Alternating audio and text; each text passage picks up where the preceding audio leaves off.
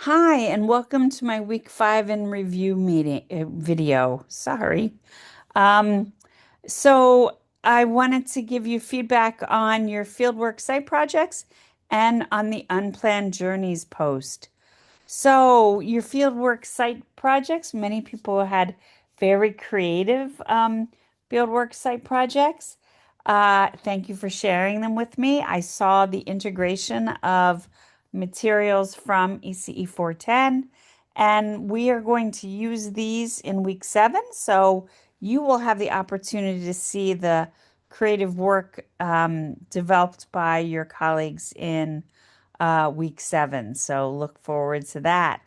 Then, in regards to participation task for week 5, people had the choice of 3 scenarios to respond to. Most people selected Mia and her family. Um, I want to point out it was important to note that Mia's family, although they listed her diagnosis, they hadn't brought this up. So this was not something that they wanted to talk about. And so when we look at the Ray article, it talks about families being on a journey of acceptance of their child's disability. And so this family is clearly on a journey. And everyone's journey is different, and every family's journey is different. And so we, as early childhood professionals and early childhood teachers, need to respect that journey. And many people in their responses were very thoughtful and respectful of that process and of that journey. People talked about inviting the family into the classroom to observe Mia and spend time in the classroom with Mia, using observations, and when having conversation, using I statements about what they observed, focusing on Mia's strengths and using a strengths based lens for Mia and the family, following the family's lead as far as what they're interested in sharing, where they're interested in going, what they respond as far as their concerns. Asking families, what do you notice at home?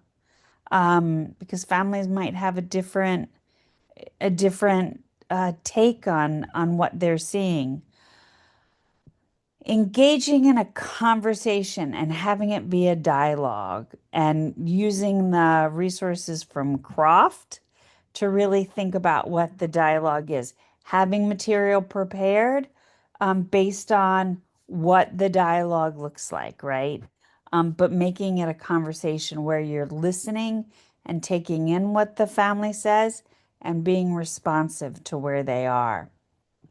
Many people talked about the family's culture and being culturally responsive to the families and understanding how culture influences a person's view of disability, but also early childhood education, uh, young children, and just the way that we interact with each other. So being culturally responsive. The last 2 things I want to mention in regards to the Mia scenario is that our relationships with families start the first time we meet them. So we can expect to have a serious, meaningful conversation with Mia and her family, or about Mia and with her family, if we don't have the foundation of that relationship established from the very first time we lay eyes on them and they lay eyes on us. So we have to lay the groundwork well before this conversation starts can happen. So that's an important thing, and several people mentioned that. And I also wanted to mention that in the video, uh, 2 children, 2 undiagnosed disabilities. Some people reference that, which is a very powerful video. It talks about in the beginning of the video, the mom in the video shares things that people said to her, that were super unhelpful. And so if you haven't had a chance to look at that, you might want to look at that. We often want to take disability and wrap it up in a nice, neat bow and say, oh, this child has this disability, so we're going to do this. And it doesn't always work that way. And this is a good example of that. Some people said that they chose um, a few people chose the scenario where their own child had a disability. And people talked about wanting affirmations that their child was beautiful, their child belonged, their child was basically um, no different than any other child. And there's validity to that. We find out that through research that families with children who have disabilities receive less positive feedback about their child than families with non-disabled children. So families with children with disabilities don't hear things like, your baby's beautiful. She has such a beautiful smile. Those type of affirmations, they families with children who have children with disabilities hear those far less. So that is important. And some people said they wanted honesty. And I asked them in my feedback, what do you mean by honesty? Because there is a journey to acceptance. Um, and I said in some to some people I would share this feedback with people. I would share the story. So when I was working with families, and this is actually a family I'm still in touch with, and their daughter's in her mid-20s now. So I worked with this family for um, 5 years, more than 20 years ago. Um, so um, this child had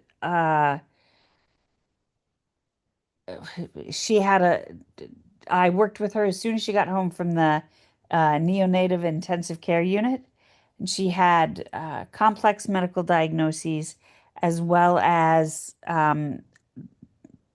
other concerns that were happening. And at one point, the mom said to me, and I had already been working with them for many years, and the mom said, but it's not like she's what did she say? It's not like she's severely developmentally disabled, right? And she said it sort of just like that. It's not like she's really developmentally disabled, right? Um, and in fact, her child really was. And even though her child was very young, it was obvious to the team that there were significant factors happening for her child. And first of all, I was very caught off guard by her uh, her mother asking this question in that context. And I had to think for a minute, how was I going to respond in the spur of the moment? And it wasn't a situation where I was going to say, yes, it looks like your child is significantly developmentally delayed, because it wasn't the moment for that conversation. Um, so I appreciate the desire to have honesty, but I think we have to think about the context we're in, where our families are at, and how we present information.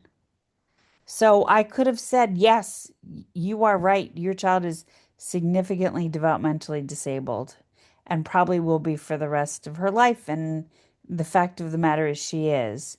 And on some level, I think by asking me that question, the mom was aware of that, but I also don't think she was ready to hear that. Um, and to be 100% honest, I don't remember how I responded. It's been so long ago, and I'm still in touch with this family. Um, that's an aside. Um, so, family members. A couple people said they would respond to a family member, being supportive, offering resources, uh, and not saying that they knew how the family member felt, but making sure they knew that the family member knew that they would be with them. Last thing I want to share is that most people cited sources related to working with families. Please cite at least one source from the module in your post, ideally more than one, and make sure it's from this week's the current week's module and connected to the topic that we're working on. So I look forward to reading your week 6 posts, and I hope you have a great rest of the day. Be well.